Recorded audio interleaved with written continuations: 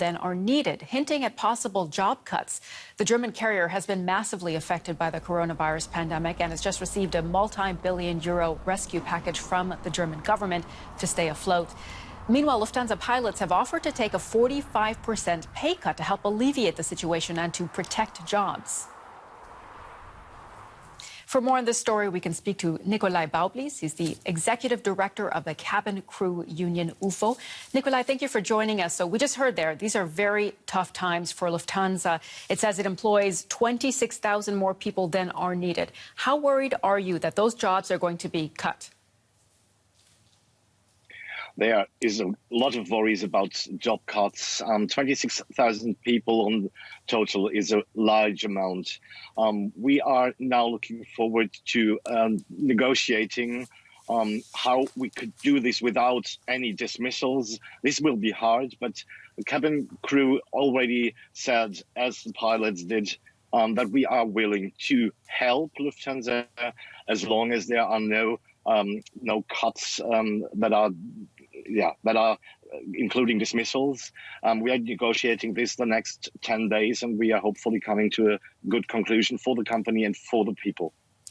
As you said, the pilots have said they're offering to take a pay cut of 45% to help Lufthansa get through this crisis. Could the cabin crew do the same thing? Not exactly the same thing, of course. The wages of cabin crew, as you well know, is not large enough to have a cut like this.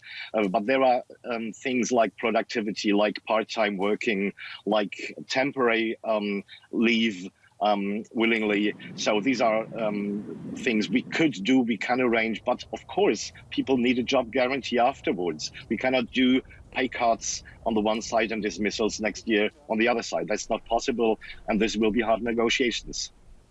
I want to ask you about the long-term prospects for Lufthansa. Are you worried that this company might not survive this crisis?